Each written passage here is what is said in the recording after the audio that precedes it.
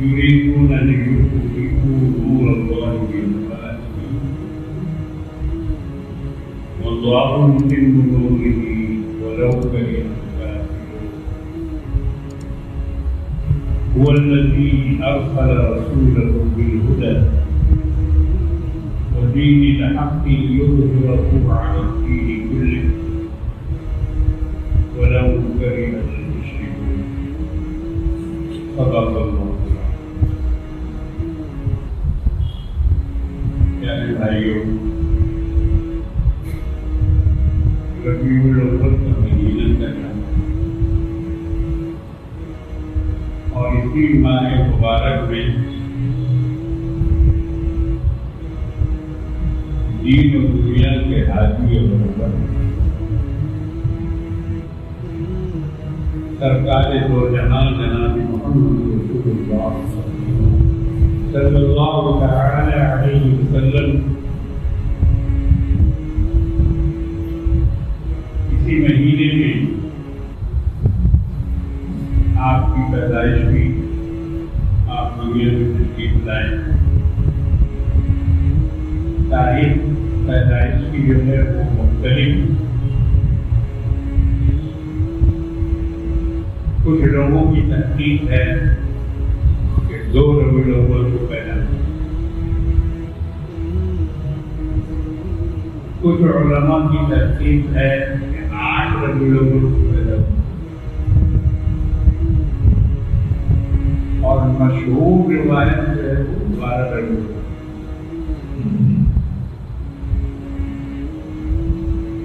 बहरहाल तारीख से कोई मतलब नहीं। इस्लाम में किसी की सालगिरह मनाने का कोई तसव्वुर नहीं। ये तसव्वुर ईसाइयों से मुसलमानों में, चूंकि उनके यहाँ सैयदना ईसा अलैहिस्सलाम के बारे में कोई मवाद मौजूद नहीं। क्या खाते थे, क्या पीते थे, उनका लिबास कैसा था, कहाँ रहते थे, सीरत का एक हिस्सा भी बाइबल में नहीं। इसलिए बेटी की तरह जाती है और वो है उनकी पैदाइश। तो ईसाइयत का सारा जोर और उनकी सारी चीजें वो एक दिन पर मरकूज हैं, यानी 25 दिसंबर को पैदा, यौम पैदाइश। यौम पैदाइश के अलावा ईसाई अपने नबी के बारे में कुछ भी नहीं जानते। हालांकि ईसाई मुअल्लिकीन और मुसन्निफीन सरकार दो आलम सल्लल्लाहु अलैहि वसल्लम की जिंदगी पर बहुत एतराज़ात किए अपनी किताब में, बहुत एतराज़ात। आपके खाने पर, आपके पीने पर, आपके निकाह पर, आपकी शादी ब्याह पर, ये आपकी जंगों पर, आपकी लड़ाइयों पर, आपकी सुलह पर, बहुत कुछ लिखा हुआ है। मगर उनको ये नहीं मालूम कि मोहम्मद रसूलुल्लाह के बारे में मुसलमानों से जो कुछ पूछा जाएगा मुसलमान बताएगा। मुसलमान के लिए में उनकी बकरी और घोड़ों तक का इल्म है, तीरों तलवारों तक का इल्म है, लिबास और खाने पीने चीजों तक का इल्म है, क्या पसंद था, क्या नापसंद था। तो हम तो रसूलुल्लाह के बारे में, मोहम्मद अरबी सल्लल्लाहु अलैहि वसल्लम के बारे में आप जो पूछेंगे उनकी जिंदगी के मुताबिक जो भी सवाल करेंगे हमारे पास उसका जवाब है। जवाब है, हम बता सकते हैं आप।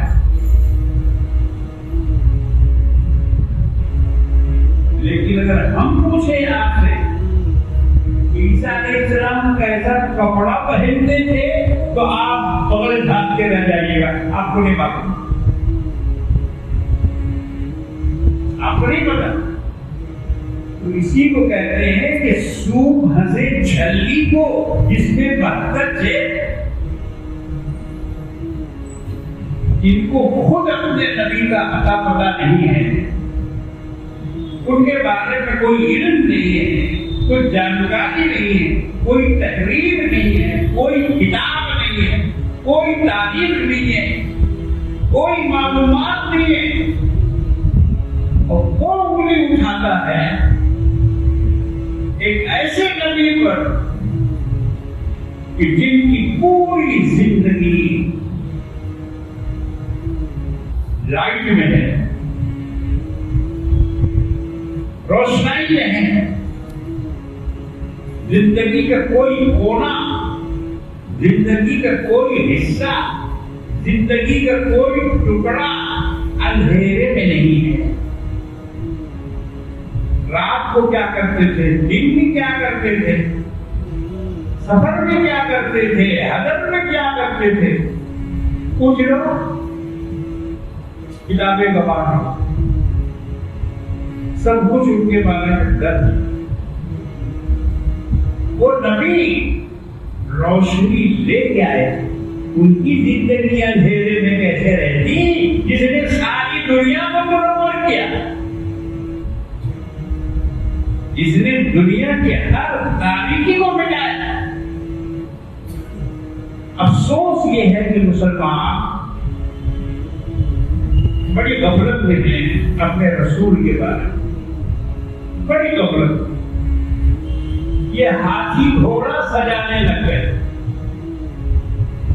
ये फूल पत्ती लगाने लग गए, ये झंडी और झंडा के चक्कर में पड़ गए और इन्होंने सिर्फ विलादत को बयान किया, लेकिन मकसद विलादत को फरामोश कर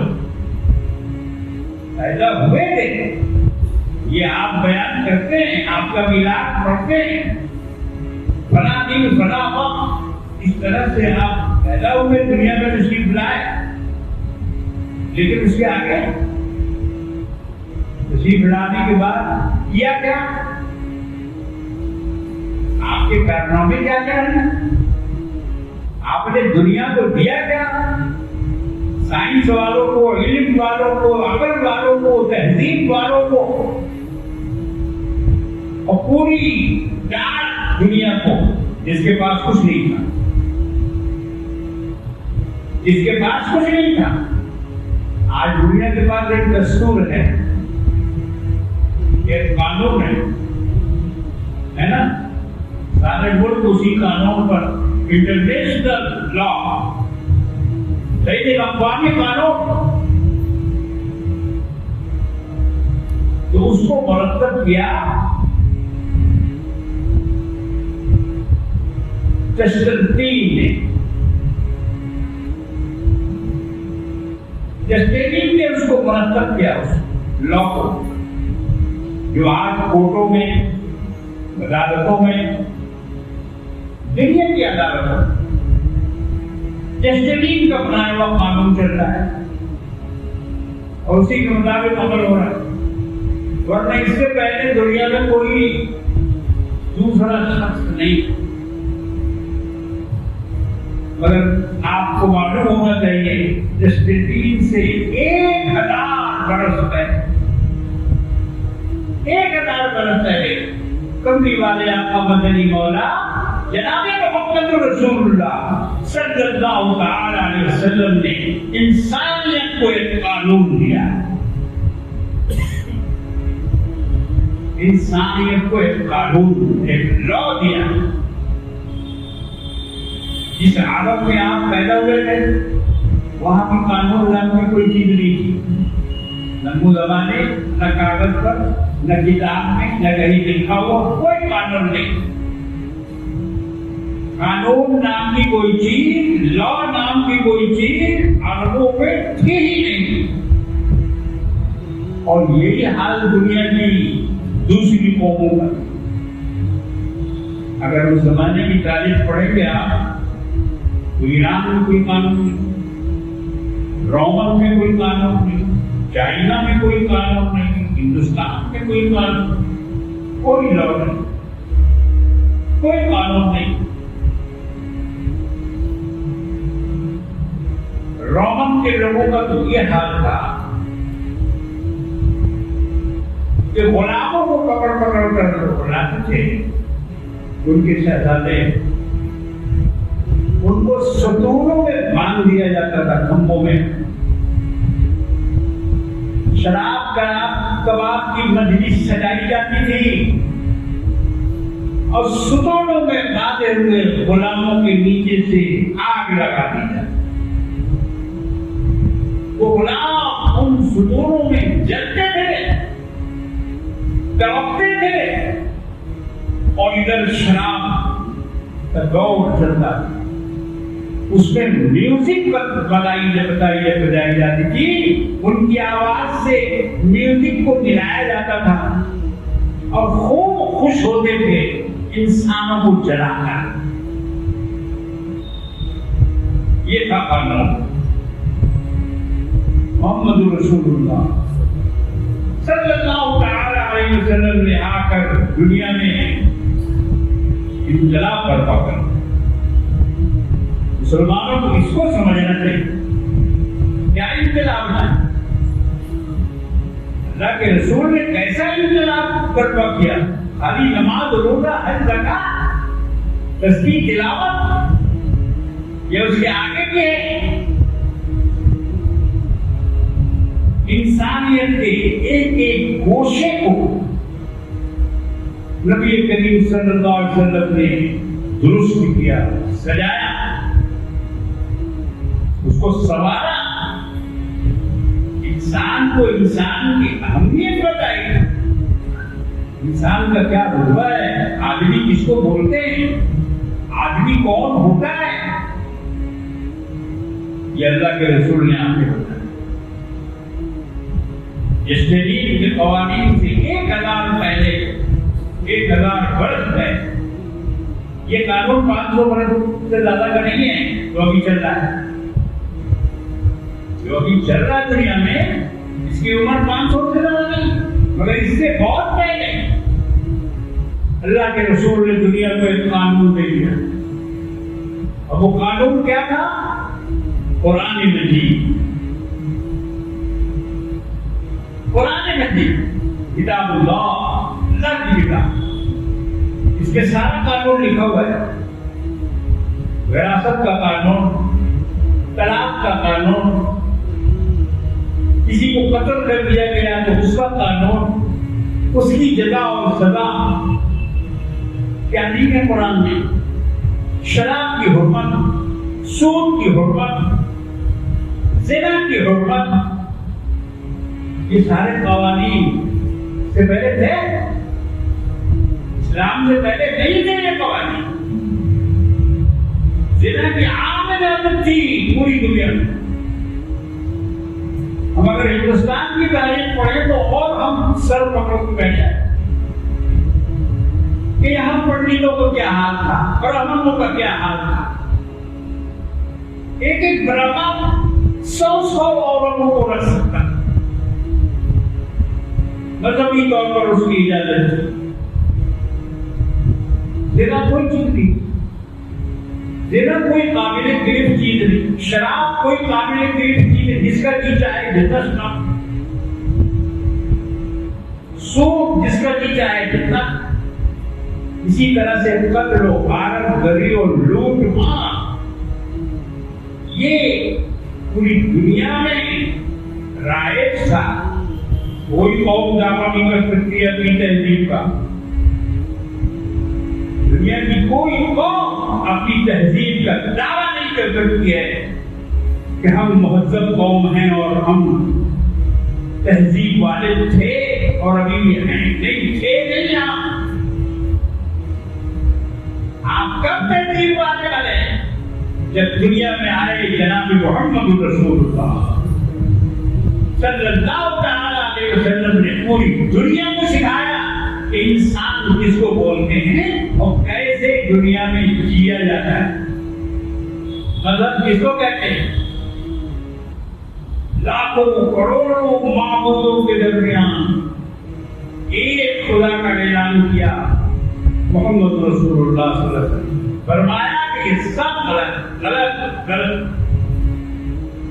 बातिल, इसमें से कोई माबूद नहीं, कि कोई भी इबादत के लायक नहीं। और जिस की इबादत की जा रही है, जिस की बंदगी की जा रही है, ये बंदगी के काबिल है कि नहीं? कोई इंसान है, कोई दरख्त है, कोई पत्थर है, कोई कुछ है, कोई कुछ है, कोई सूरज है, कोई चांद है। जी अल्लाह के रसूल ने आके दुनिया को बताया, अरे कहां जा रहे हो? किसके सामने झुक रहे हो? इसकी इबादत कर रहे हो? इबादत के लायक तो सिर्फ एक है, जिसने चांद को भी बनाया, सूरज को भी बनाया, इंसानों को भी बनाया, सारी कायनात का मालिक है, सारी कायनात का खालिक है। लोगों के दिमागों में आपने ये डाला, पहाड़ी का पास पहली उसकी पुकार की, पहली पुकार अल्लाह ने कुरान में हुक्म दिया, वअन्ज़िर अशीरतकल अक़रबीन। ऐ मोहम्मद सल्लल्लाहु अलैहि वसल्लम अपने रिश्तेदारों को और अपने कुर्बत वालों को डराइए, उन तक इस्लाम पहुंचाइए। कुरैश के कबीले के लोगों को, बनु हाशिम के कबीले के लोगों को दीन पहुंचाइए। कोहे सफा पर जनाब मोहम्मद रसूलुल्लाह सल्लल्लाहु अलैहि वसल्लम ने लोगों को जमा किया। लोगों के दिल में हुजूर की इज्जत और अजमत थी, इसलिए कि बचपन से लेके जवानी तक आपने मक्के में गुजारा, बुढ़ापे की भी आखिरी मंजिल यानी 53 साल मक्के में आपने गुजारा। तो आपकी एक एक अदा से लोग वाकिफ, झूठ बोलते हैं कि नहीं, धोखा देते हैं कि नहीं, कोई गलत काम करते हैं कि नहीं, सारे लोगों के सामने आपकी जिंदगी आईने की मिसाल थी। कभी आपने झूठ नहीं बोला, कभी आपने शराब नहीं हाथ नहीं लगाया, कभी आपने किसी को मारा नहीं, कभी आपने किसी में जुर्म नहीं डाला, बल्कि जुर्म को रोका। नबूवत मिलने से पहले भी आपने नौजवानी में मक्के में एक कमेटी बनाई, अमन कमेटी, उसका नाम रखा गया हिल्फुल फुदूल। वो हिल्फुल फुदूल की पानी खुद नबी करीम सल्लल्लाहु अलैहि वसल्लम ने आपने लोगों को जमा किया, इकट्ठा किया, उसमें तहरीर लिखवाई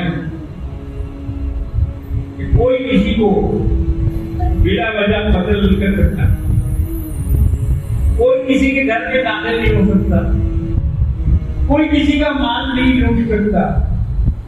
ये सब तहरीर करवाई, जुल्म से लोगों को रोका, मुआहदा किया, कमेटी बनाई, उसके मिंबर उसके सदस्य मुकर्रर किए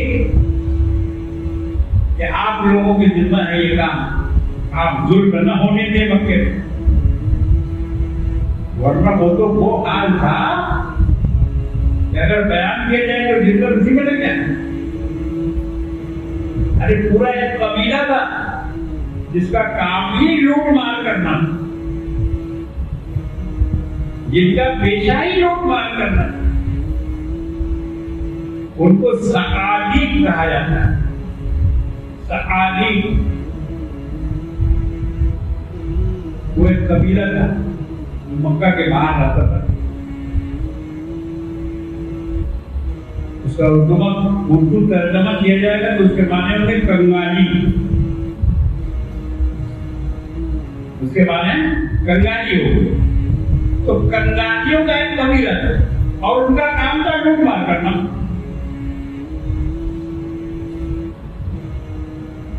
उनकी जिंदगी वही थी। एक सालों का अरबी का शेर पढ़ा मैंने, दंग रह गए। मुझे वो शेर याद नहीं है और उसका तर्जुमा बता देता हूं। मैं रात को निकलता हूं अपने घर से और न जाने कितनी औरतों को बेवा बना देता हूं और कितने बच्चे को यतीम कर देता हूं। फखरिया कहता है, फखरिया अंदाज में अशार है उसके, और बहुत सा माल मेरे हाथ आ जाता है। जान भी मारता था और माल भी लूटता। कबीला था ऐसा।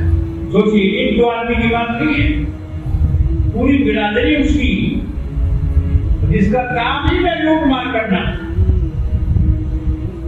अलग अलग कबीले थे वहां और उन कबीलों का अलग अलग मसला था।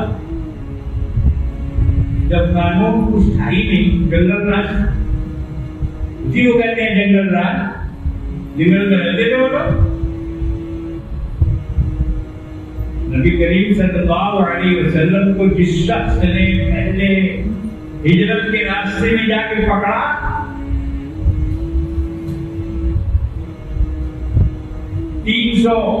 सौ ऊंट सुर्ख आंखों वाले, उसकी लालच में। उसका नाम था सुराका बिन मालिक बिन जअशम। वो सुराका ऐसे कबीले से ताल्लुक रखता था कि जिसका काम था जासूसी करना। देखो, कबीला बनो मुदलज, उसने कहा सुराका, और उसने खोज लगाई। उसी तरह गुज़िश्ता जुमा मैंने आपके सामने कसमों का बयान किया था। बात बात में कसम खाकर धोखा देते थे लोगों को। लोग समझते थे कि ये सच बोल रहा है, कसम खा रहा है, मगर उसके बाद फिर बदल जाता था। इसलिए इस्लाम ने कसम पर रोक लगाया, रोक लगाया आगे नहीं। ऐसा नहीं, अगर कसम खाओगे जानबूझकर और फिर इसको तोड़ोगे तो उसका तुम्हें कफारा अदा करना पड़ेगा। गुज़िश्ता जुमा को बता चुका, 10 मिस्कीनों को खाना खिलाना, घर वाला खाना, होटल वाला नहीं। ढाबा में जो मिलता है कंगालियों को खिलाने के लिए 10 रुपया प्लेट, वो नहीं। इन औसती मामलों में पूर्ण अहली को और किसों को कपड़ा पहनाना, गुज़िश्ता जुमा को ये छूट गया था, कपड़ा पहनाना, या फिर एक गुलाम आजाद करना। अब तो गुलामों का जमाना रहा नहीं, मगर उस जमाने में था। आप देखिए कि कसम की क्या कीमत है इस्लाम। कफारा में गुलाम को आजाद करने के लिए कहा गया है। 3 रोजे रखो, अगर खाना खिलाने की सलाहियत नहीं है 3 रोजे रखो, 10 मिस्कीनों को कपड़ा पहनाओ, एक गुलाम को आजाद करो। ये कसम के बारे में इस्लाम ने उसकी हद बनाई। इसी तरह से तमाम बुराइयों के बारे में, शराब के मुताबिक भी आप सुन चुके हैं कैसे धीरे धीरे 3 स्टेज में अल्लाह के रसूल ने शराब को खत्म किया। बाद लोगों का इतराज है कि अल्लाह के रसूल ने शादियां बहुत की। कुछ मुसलमानों के ख्याल में भी ये कुल बुढ़ाहट है, इतनी ज्ञान अधिकार 9 बीवियां बात के वक्त मौजूद थी। किसी के अंदर ये जो दूसरे लोग एतराज करते हैं तो हम लोग उसका जवाब नहीं दे पाते। अरे पहले रसूल की जिंदगी को समझो, उसके बाद जवाब देने के लायक बनोगे। खाली मिलाद करने वाले थोड़ी जवाब दे पाएंगे। मिलाद वाले को मिलाद पड़ेंगे, इसके आगे वो कुछ नहीं जानते कि अम्मा आयशा से सरकार तो आदम सल्लल्लाहु अलैहि वसल्लम ने क्यों निकाह किया।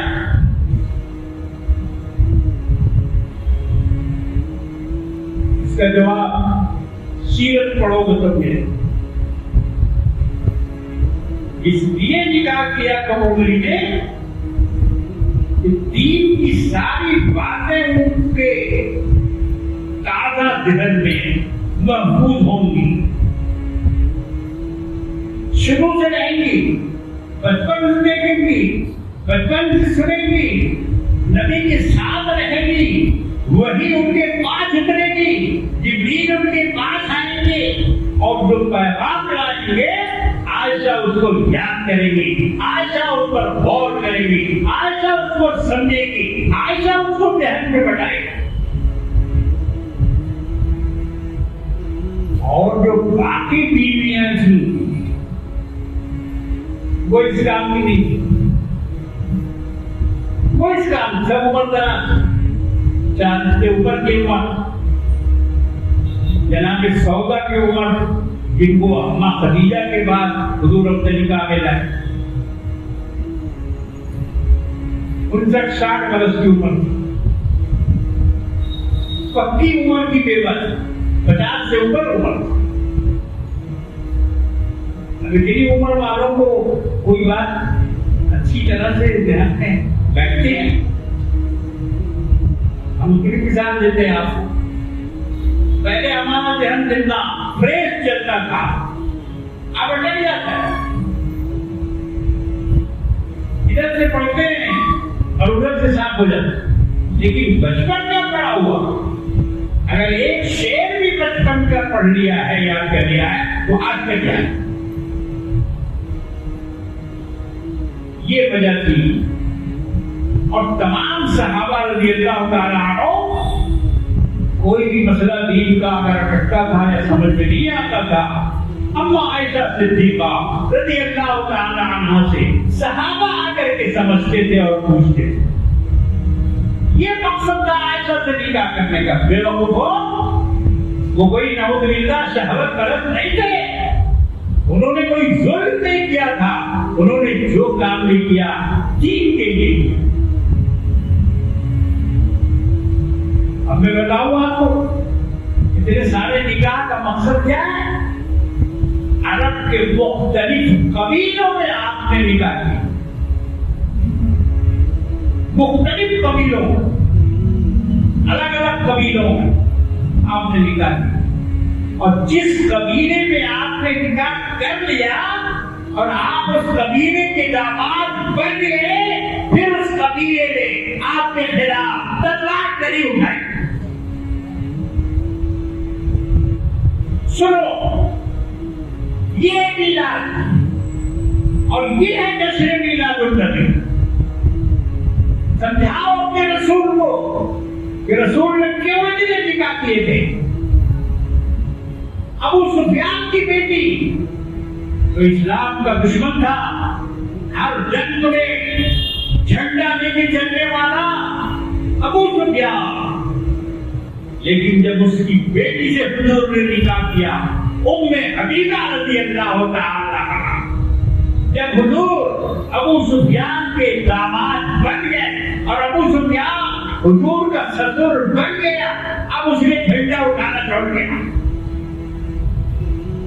दामाद के खिलाफ कहीं कोई झंडा उठाता है?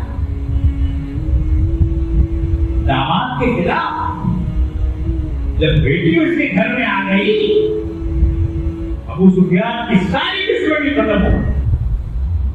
देखो ये है हिम्मत जनाब मोहम्मद रसूलुल्लाह सल्लल्लाहु अलैहि वसल्लम। एक एक कबीले की शादी कर करके आपने उन कबीलों की जबान को बंद कर दी और उनकी तलवारों को ब्याज में रखवा दिया। तब जाके इस्लाम फैला है। इतराज करने से पहले इतराज करने वालों को सोचना चाहिए, सोच के इतराज करना चाहिए। सारे निकाह आपने दीन के मकसद से किए थे।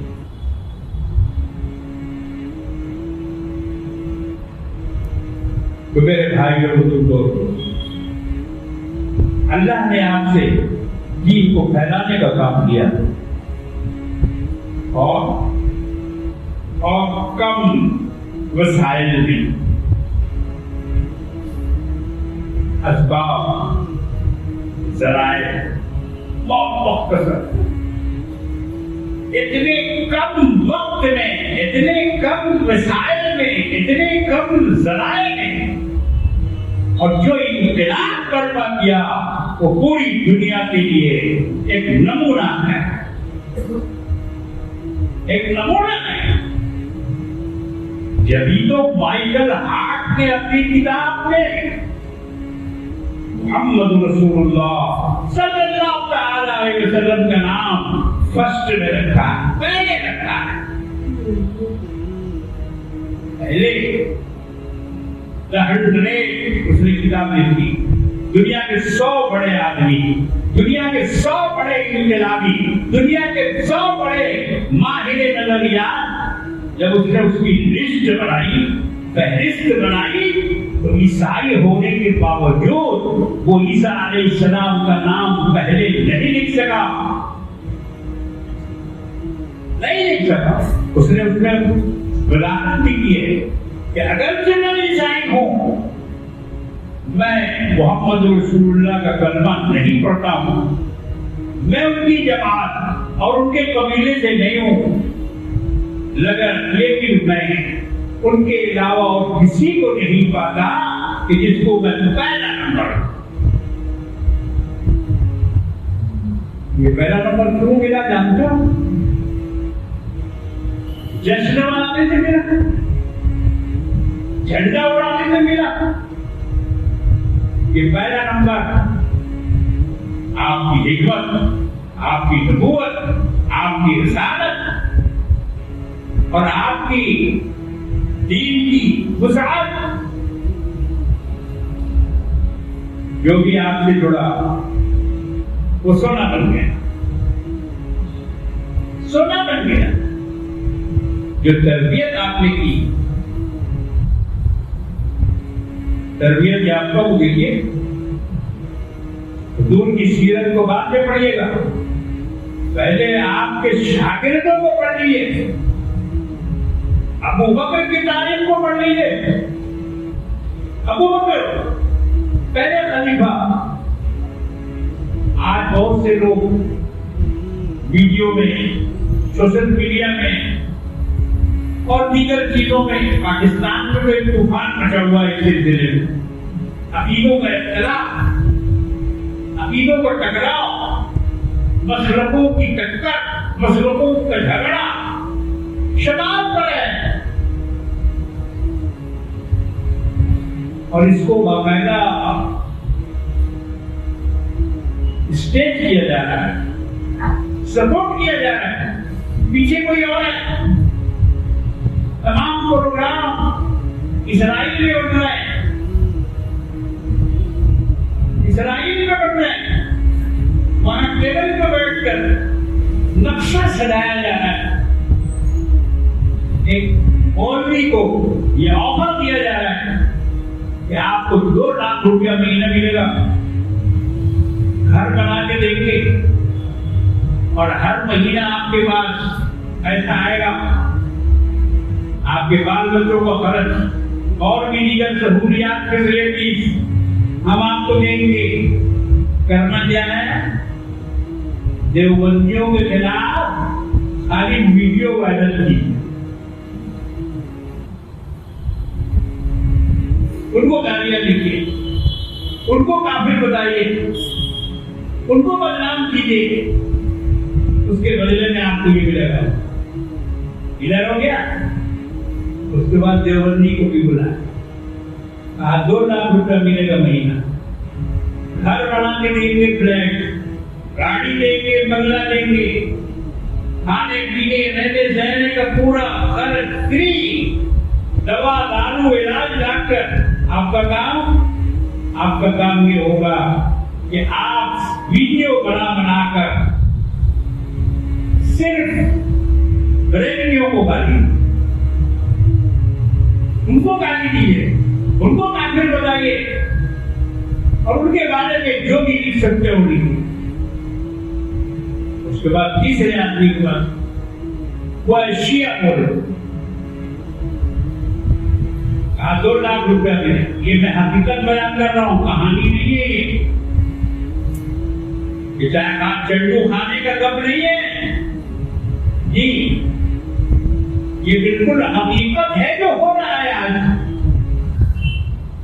इससे पहले भी मैंने पढ़ा था कि किस तरह से इंग्लैंड के अंदर एक मस्जिद ऐसी है जिसमें यहूदियों को मौलवी बनाया जाता है, उनको पगड़ी बनाकर, उनको लंबा कुर्ता पहनाकर, उनको खुतबा पढ़ना सिखाया जाता है, उनको तकरीर करना सिखाया जाता है, उनको कुरान का हाफिज बनाया जाता है और तैयार करके पाकिस्तान में, इंडिया में, मुस्लिम ममालिक में उनको भेजा जाता है और वो जाकर वहां मसलकी फसाद बर्पा करते हैं। ये दुनिया है मियां, यहाँ क्या नहीं हो सकता है। और आज हम लोग इस पर गौर नहीं करते। अगर हम दीन को अच्छी तरह समझ लें, हम अपने प्यारे हबीब जनाब मोहम्मद रसूलुल्लाह सल्लल्लाहु अलैहि वसल्लम की जिंदगी और आपकी मुकद्दस हयात का मुताला करें और अच्छे मुकर्रिरों से सीरत का बयान सुनें। मुकर्रिरीन को बोलो कि हम सीरत सुनना चाहते हैं, रसूल की जिंदगी के हालात हमें बताइए, किन हालात में आपने इतने कम वक्त में, इतने कम मसाइल में कैसे इस्लाम को जिंदा किया। ये अल्लाह ने उसी का वादा कुरान में फरमाया, युरीदून लियुत्फिऊ नूरल्लाहि बिअफ़वाहिहिम वल्लाहु मुतिम्मु नूरिही वलौ करिहल काफ़िरून। ये चाहते हैं कि अल्लाह के नूर को अपने भूखों से मिलाना। मक्का वालों की तो यही कोशिश की ना, सारी लड़ाइयां, सारी जंगें, सारे हमले सीधे थे कि जो शमा रोशन की है मोहम्मद रसूलुल्लाह ने उसको खत्म कर दिया था। ये कोशिश अभी खत्म नहीं हुई। उस नूर को बुझाने की कोशिश अभी भी जारी है, बहुत जोर शोर से उसकी तैयारी है। इसलिए मेरे भाइयों, बुजुर्गों और दोस्तों, आ जाओ दीन की तरफ, आ जाओ अपने नबी की तरफ, आ जाओ उनके सुन्नत और उनके बताए हुए तरीके की तरफ।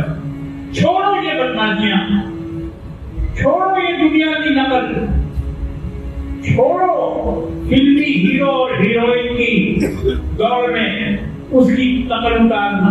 लड़के और लड़कियां मिलकर नौजवानों को समझाओ कि अगर दीन को और दुनिया को बचाना चाहते हो, नबी की जिंदगी को अपनाओ, नबी के अक़वाल को अपनाओ।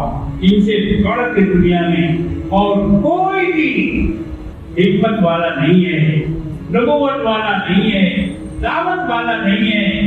इनके दीन में आ जाओ और इनके तरीके को अपना लो। नफरत को छोड़ो, मोहब्बत को अपनाओ, गले लगाओ। आपने पूरी दुनिया को गले लगाया। अबू सुफियान को गले लगा, बेटी के कातिल को गले लगा, यहां तक के वैसी जिसने आपके चचा को नेला मारा था, और यहां तक के हिंदा जिसने आपके चचा का कलेजा चिबाया था, जब दरवाजे पे आके खड़ी हुई फतह मक्का के लिए, हुजूर ने पूछा कि यह औरत कौन है? कहा कि ये वो औरत है जिसने आपके चचा का कलेजा चिबाया। फरमाया क्यों आई है? कहा इस्लाम कबूल करके आई है, बुलाओ अंदर और इस्लाम कबूल करो, सारी खता मानो, सारा गुनाह मानो, कोई बदला नहीं, किसी तरह का तावान नहीं, किसी तरह का कोई पैनिशमेंट नहीं। ये किसका उसवा है?